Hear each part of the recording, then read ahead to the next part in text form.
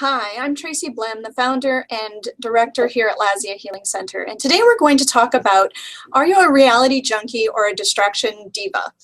So let me explain the difference first. A reality junkie is someone who's so present with themselves and what they want to create and what they are choosing that they are starting to, or are, not just starting to, but are creating this amazing life that contributes to themselves, to those around them, their family, their friends, all of that. Because they've chosen themselves, they've stayed very present, crisp and clear about what it is that they're trying to achieve.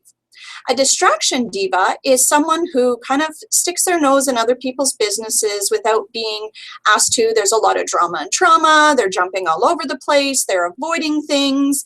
They are choosing the spin, all of that kind of stuff without asking a lot of questions. So as usual, patterns show up in our lives. And this one really started to show up 3 to 4 weeks ago. And it's always been there, but it really started to show up 3 to 4 weeks ago in my world, where I had 1, 2, 3 people who I found were just really nosy, gossipy, really just, I was observing them. Instead of staying focused on what their goals were, they were kind of jumping all over the place, getting involved where they didn't need to get involved, looking for any reason not to be choosing them or create what works for them.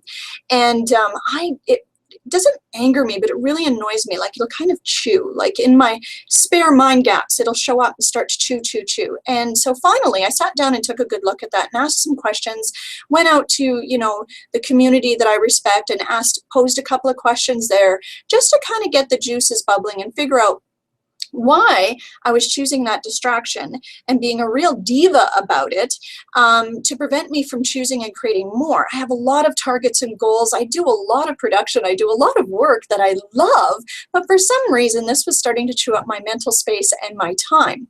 And what it was is that when people get up in the morning, they don't get up with the intention of, hey, I'm going to go and annoy the crap out of Tracy Blehm today. Of course not. They show up and they're just being them, making their own choices, creating their own reality. And with me observing it, I'm getting irritated. And I'm going, wow, that's because there's something in me that I can see in them that's trying to show me that I'm not choosing, that I'm really being distracted. And I need to sit down, spend some time and address that so that I can choose greater, I can choose beyond, and I can move beyond. So let me give you a couple of tools from Access Consciousness, which is founded by Gary Douglas and Dr. Dane here. And one of the questions I asked is, what's right about this I'm not getting? What else is possible here that I've never considered? And wherever I have been that, done that, behaved that, engaged in that from any lifetime dimension or reality, I destroy and uncreate at all times a godzillion. Right, wrong, good, bad, POC, POD, all 9 shorts, boys and beyonds. Now that last little bit is what they call the Access Consciousness Clearing Statement. You can Google that and it can be explained in greater detail.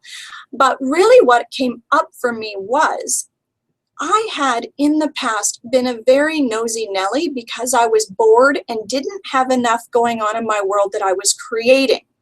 So then what I would do is I would hunt around for something to be involved in. And that usually meant when I was looking for something to be involved in, I was not creating it. I was screwing with someone else's creation. So then I would get where I would have conversations about, so-and-so seems to be really sad lately.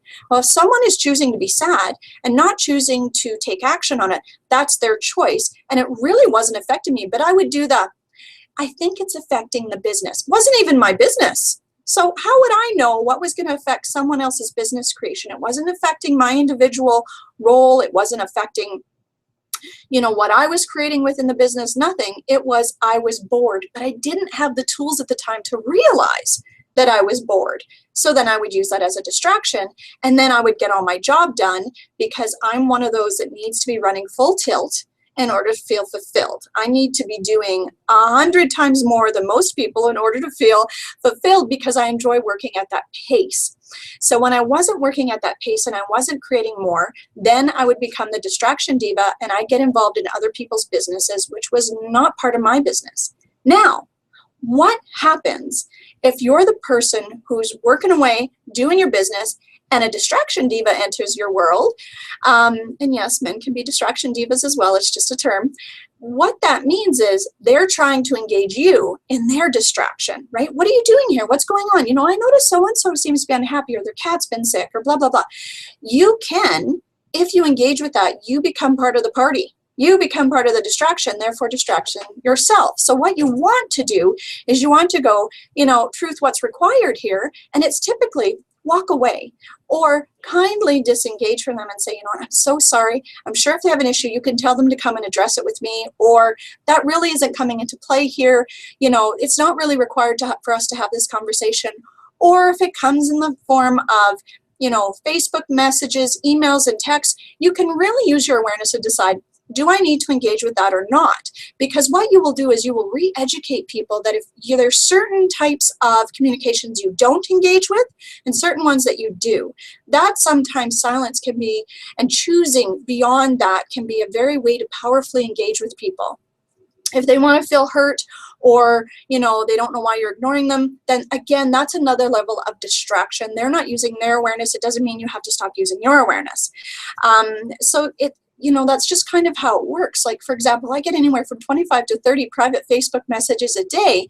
I don't answer all of them because some of them are just not required. Sometimes it's just people who just need to maybe type something and send it out so that they can get it off their chest, and then the awareness comes to them.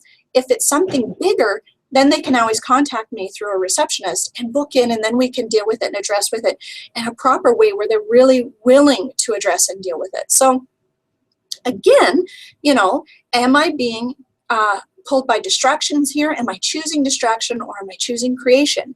I would much prefer to be a reality junkie in that, how else can I form my reality? What else could I do? What else could I create? What other possibilities are here in my reality? And get addicted to that, so to speak.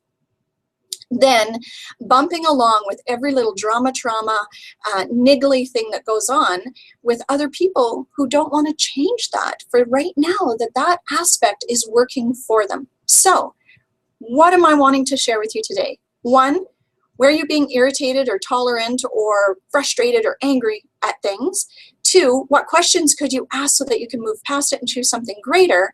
And three, what would it take to become addicted to creating your own reality and be 100% committed to you? So hopefully this helped you. Have some fun with that. Be a reality junkie. Don't be the distraction diva. Cheers.